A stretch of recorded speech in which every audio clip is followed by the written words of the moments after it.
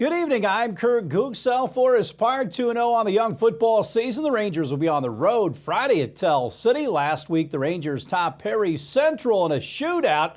Forest Park coach Terry Riggs on the Week 2 win and the trip to Legion Field to face the Marksmen.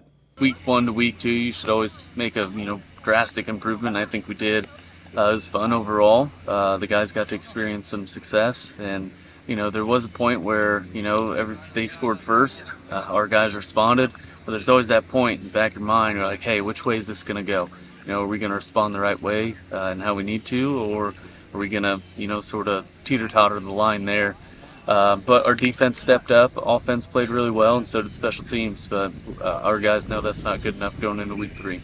What's pleased you the most through the first 2 games? 2 things. How much fun we've had. That comes with some of the success last couple of weeks. But then the oneness, the togetherness that we've played with, and the selflessness. Last game we moved 1 or 2 guys around a little bit. Put Jackson Leakin and Jace Berg in the backfield. Jace got to throw a touchdown. Joel at wide receiver. Feder at wide receiver. I think it provides us a little bit of versatility. And even on the defensive side of the ball, Joel Butel playing defensive line and Bryson Frigg essentially playing a nose position at some points during the game. So being versatile and not being selfish, I think I'm most proud of. Your impressions on Tell City and what the keys are to the game? They're physical. Everybody talks about the Terry twins. They're both really good athletes, really good kids. They get on the perimeter, they have a chance to take one to the house. But overall, very physical football team, and it's going to come down to up front again.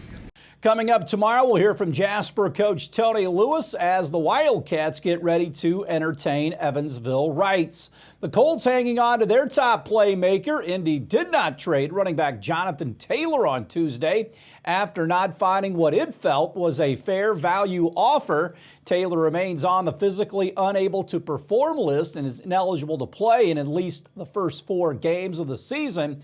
The 24-year-old will miss games against Jacksonville, Houston, Baltimore, and the Rams. The Colts last week granted Taylor permission to engage with other teams, but issued a Tuesday deadline for a deal to come together.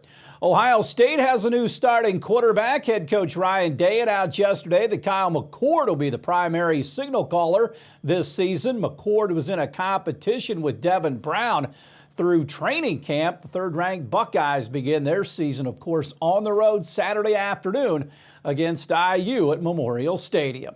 Stay tuned. We'll have more WJTS 18 news right after this.